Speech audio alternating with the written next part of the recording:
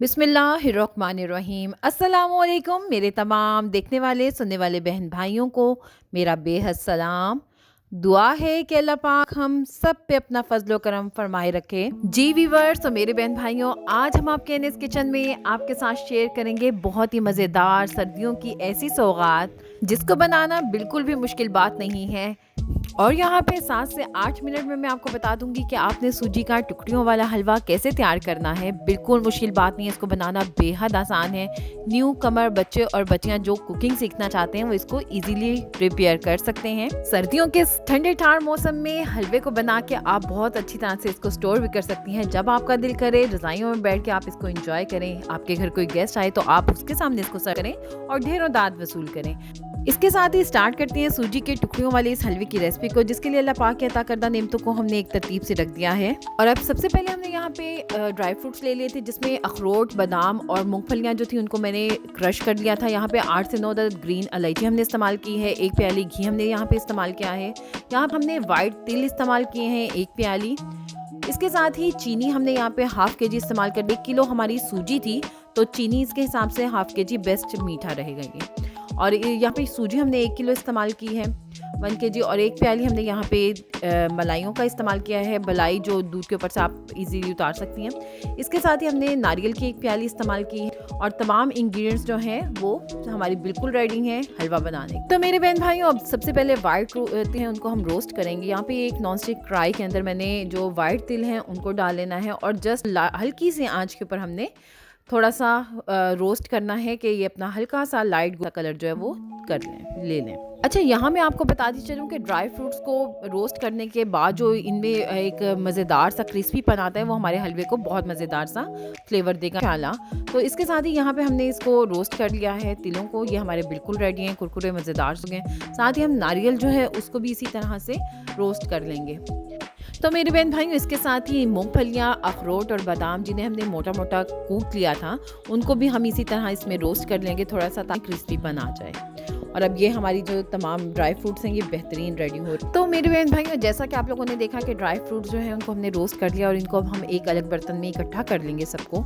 और इसके बाद चलते हैं अब अपनी सूजी की भुनाई करने के लिए, जिसके लिए सबसे पहले हमने जो घी की 1 प्याली ली थी उसको हमने कढ़ाई के अंदर डाल देना है। और जैसे ही घी मेल्ट होना शुरू हो, इसके अंदर हमने कुटी हुई इलायचियाँ जो हमने 8 से 9 अदद ली थी, जिनको हमने मोटा मोटा कूट लिया था, उनको हमने इसके अंदर डाल देना है।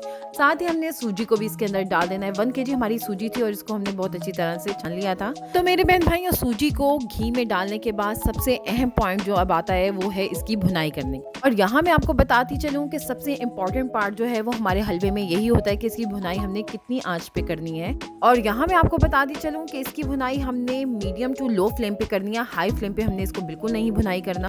यहाँ पे अब सूजी जो है वो भुन रही है तो इसके साथ ही हम इसका शीरा तैयार कर लेते हैं। और अब यहाँ पे मैंने बड़े साइज का एक सॉस पैन ले लिया, जिसके अंदर मैंने मलाई जो हमने 1 प्याली ली थी ये मैंने फ्रीज की हुई थी, तो इस वजह से इसमें थोड़ी सी बर्फ थी, तो इसको हमने मेल्ट करना है। और इसी के अंदर हमने हाफ kg जो चीनी थी उसको शामिल कर देना है और इसको भी हमने लो फ्लेम पे कुक करना है ताकि ये मेल्ट हो जाए मलाई और चीनी अच्छी तरह। एक चूल्हे पे जो है वो चीनी और मलाई जो है वो मेल्ट हो रही है और दूसरे चूल्हे पे हमने जो है सूजी को भूने। सूजी में भी हम साथ साथ चम्मच चलाते रहेंगे ताकि ये हर तरफ से जो है सूजी को इक्वल कलर आ जाए भुनाई करते हुए, क्योंकि इसकी जितनी अच्छी भुनाई होगी ये उसी हिसाब से हमारा हलवा जो है वो टेस्ट दे।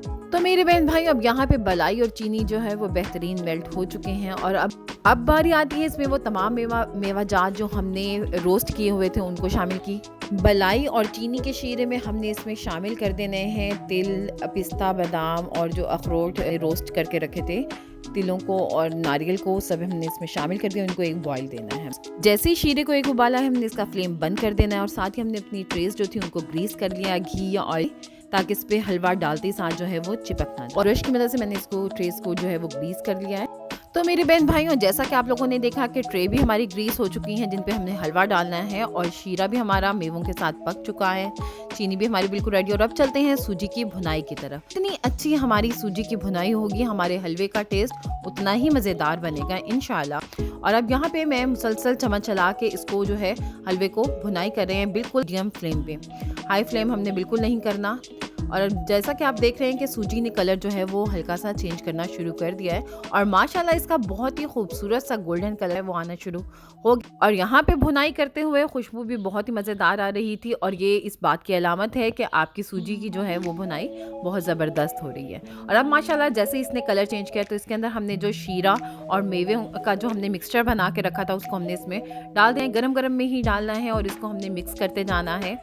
अब आप जैसा कि देख रहे हैं कि हाई फ्लेम कर देना है अब हमने चूल्हे का और इसको हमने जस्ट 2 से 3 मिनट के लिए इसको जो है वो करना है ताकि मेवा जात और सूजी और शीरा अच्छी तरह से मिक्सअप हो जाए। और यहाँ पे अल्हम्दुलिल्लाह मेरे जो बेटे हैं वो आगे थे मेरे साथ मेरी हेल्प करवाने के लिए और माशाल्लाह वो इसको खूब चम्मच चला रहे हैं क्योंकि ये काफ़ी एकदम से मुश्किल काम हो जाता है।